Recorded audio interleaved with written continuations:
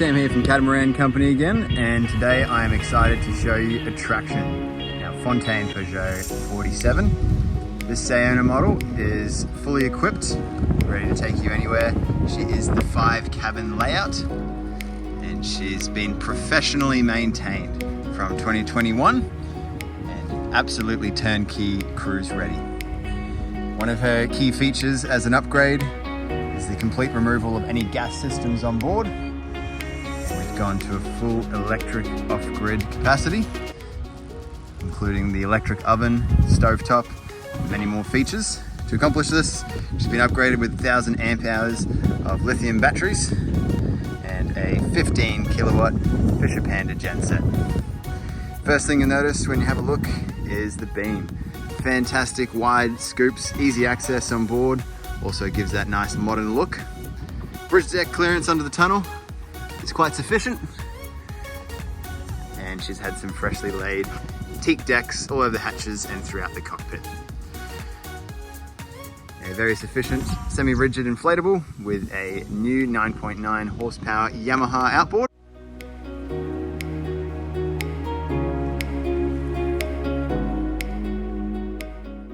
So a huge amount of half top, keep you protected from the elements. Good use of a aft lounge right over near the davits. A generous L-shaped lounge around a seated dining table. Plenty of space for all your family and friends on board. And at that, a very comfortable one. I'll grab a seat here, we'll pan around. One of the unique features that you'll see of this Fountaine is you get your 4 interior cabins, a fully self-contained aft cabin on the port hull, which is accessible just here externally.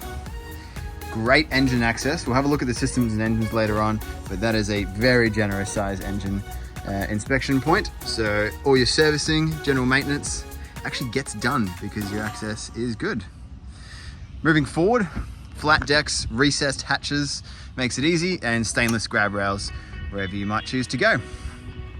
As you can see, we've gotten wiser over the years. The brow does extend just over the top of our fixed window panes, obviously sheltering that a little more from the elements and ensuring that you don't lack any visibility while keeping the cabins just that little bit cooler. Huge foredeck space out here, which is great. You can put your day loungers on the front deck, which is of course a good option, and your little princess seats out here. Of course, an optimal spot to watch the wildlife and world go by. Full-size net expands the entire way with a catwalk that actually sits underneath the webbing. If I pan back, you can have a look. She looks good. One thing that I like about Attraction is her sail wardrobe. We've got a generous sail wardrobe with a very nice roachy mainsail, easy to access just from here. And we've got our furling genoa, Coach Zero on a furler, and an A2 spinnaker in a sock. So you've got a generous wardrobe for all different points of sail, and that actually means that you can enjoy a lot more time with the engines off. Have a look through here. All your halyards, sheets, lines, as expected, run back to a control center at your semi-raised helm position. This is probably one of my favorite helm positions you can have.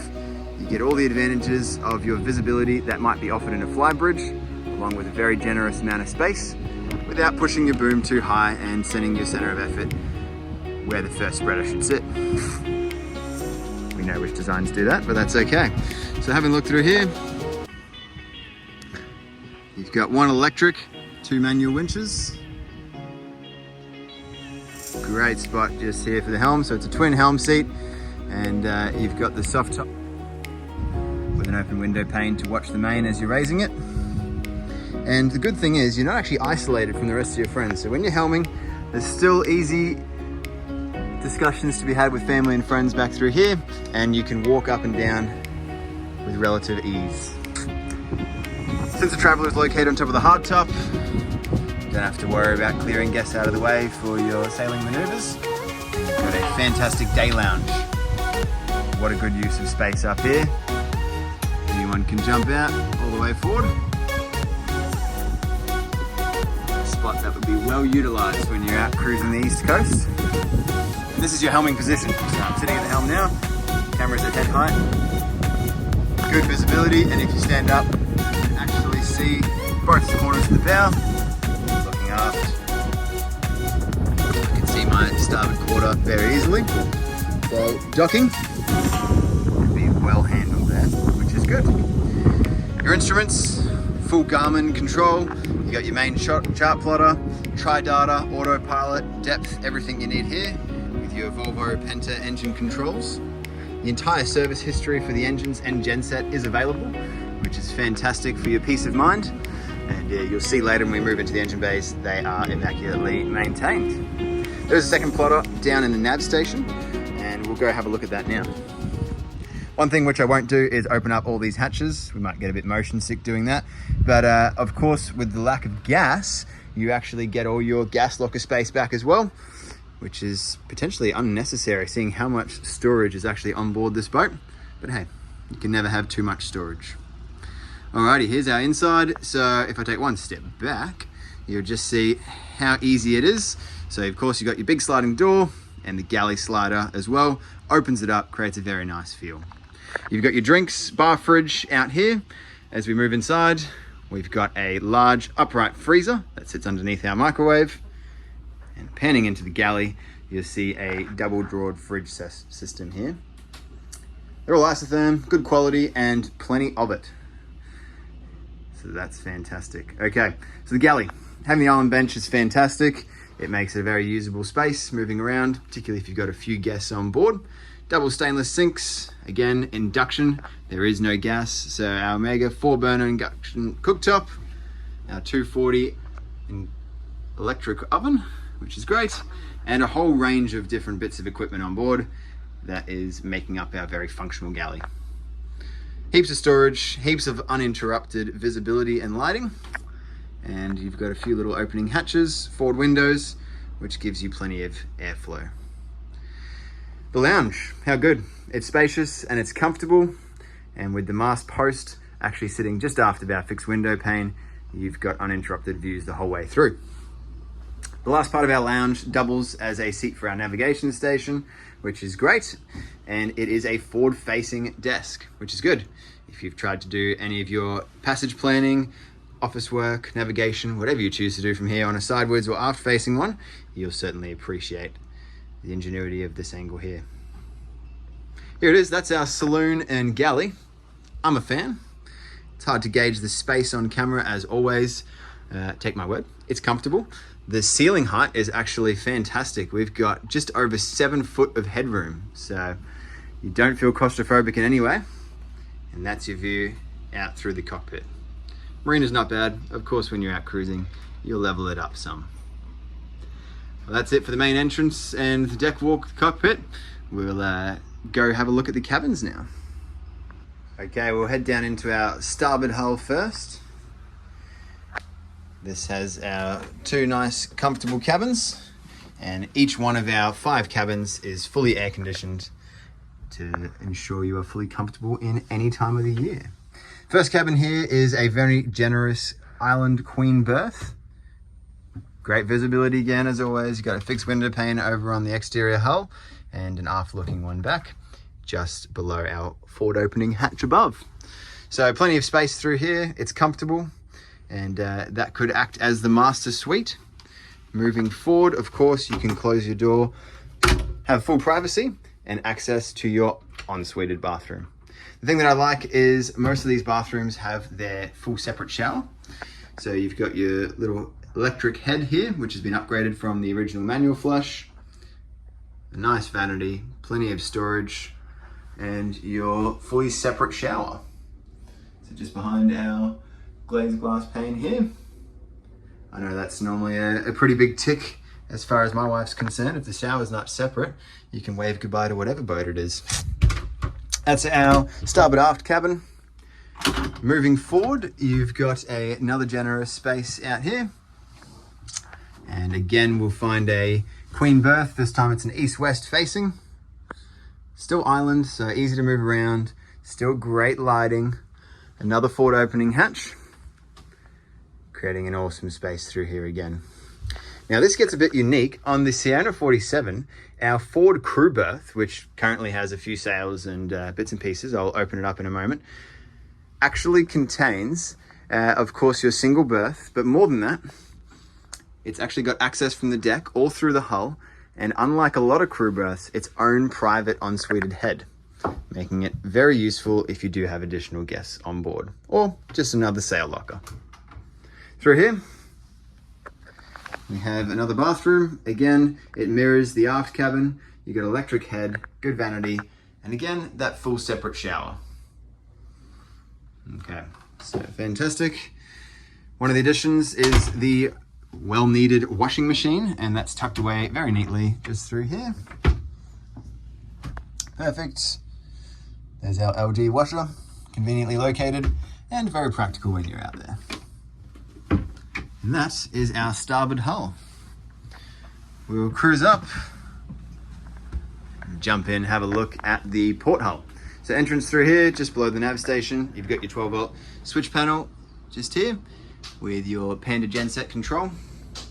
Moving here, we've got a forward cabin, which is our third queen berth on board. So again, you're getting that same layout, a generous island berth, plenty of lighting, and the en-suited bathroom is just in the bow over here. It's much the same. You've got your vanity, electric head, and separate shower. And here we've actually got access into the V berth. Of course, you can access that from the deck as well. It's a bit dark in there, but there's actually plenty of space. And then of course, you've got your crash bulkhead below for a bit of added safety when you're out there. Okay, moving back. This is a berth that's used for many different things on board these models, and it is our guest bunks. So twin bunks located just here. And the good thing about this is it's a very well located cabin, put it that way. So just access from the galley. Sometimes people like the extra accommodation on board. Having two single berths can be great, especially if you've got kids on board or you just like entertaining. Or lots of people turn it into your desired workshop if you're going long distance cruising, or if you find yourself quite the chef, perhaps an extended pantry. Whatever you do, it's just another cabin, which is a great use of the space in the hull. Now it does look like I'm moving away from the cabins, but here I'm going to our last and final cabin. It's a double berth and it's fully self-contained. So access just through here on the deck, slides up on gas struts, easy access down through the stairs. And this is a pretty cool addition, having this fifth cabin here. Again, you've got a shower. This time it's a wet head, but it's still a good space, and your vanity just forward. And just here is our east-west double berth. You can see there is a panel here, and there is an opening hatch just above. Again, giving you that extra accommodation on board, or it's another usable space. Turn it into whatever you like. Again, fully air-conditioned, like each of the rest of the cabins. And that is our fantastic accommodation on board. It's great when you're out on deck, it's fantastic in the cockpit, and it's comfortable down below. That gives you a bit of an overview, and now we might take a little bit of time to just look at the systems on board because they just deserve it. Got our 10mm short link chain leading up to our quick anchor windlass, which is controlled by our Maxwell control and counter over at the helm. And down here you can see it leading over to the warp. Plenty of space in over here, which is great access. And just behind is access to both of our poly water tanks. Plenty on board with our aqua-based water maker, which we'll go and have a look at shortly.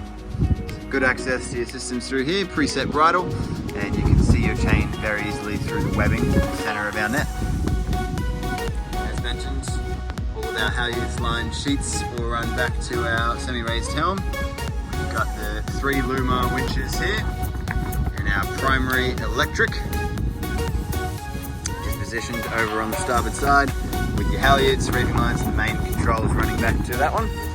Even your port head sail runs through deck organisers back to the same position. For internal controls at our nav desk, we've got our Garmin plotter and MFD, which is fully interfaced with all of our controls. Of course, you've got your gauges, Victron energy monitoring system, and your Fusion radio, along with your VHF radio control.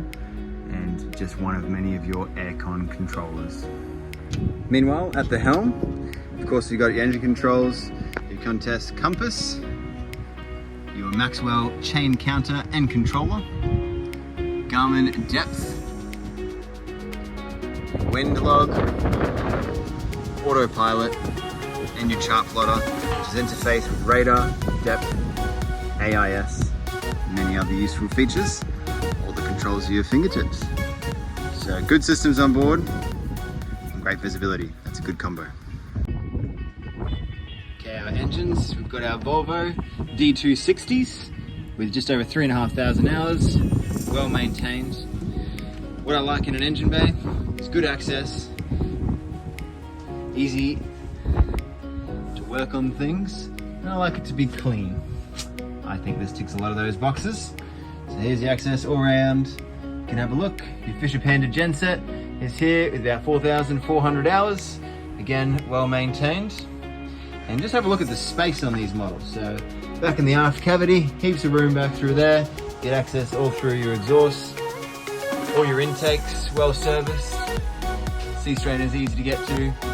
All your AC breakers.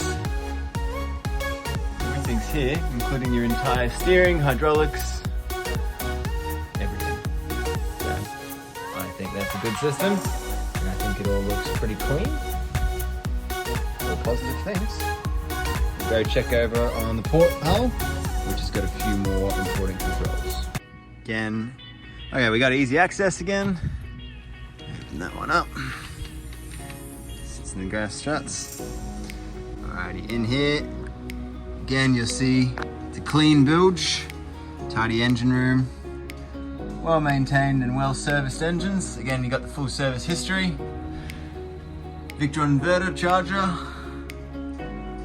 your pump, hot water system, ISO temp located just behind. You got good access to all the plumbing, and of course you've got your Aquabase water maker on board, which is a fantastic feature for off-grid controls. Just down here below, pan across, you can have a look at 3 membranes. Down below. So again, great access, fantastic choice of location for it. And panning over a bit further inboard, your main engine breakers and isolators.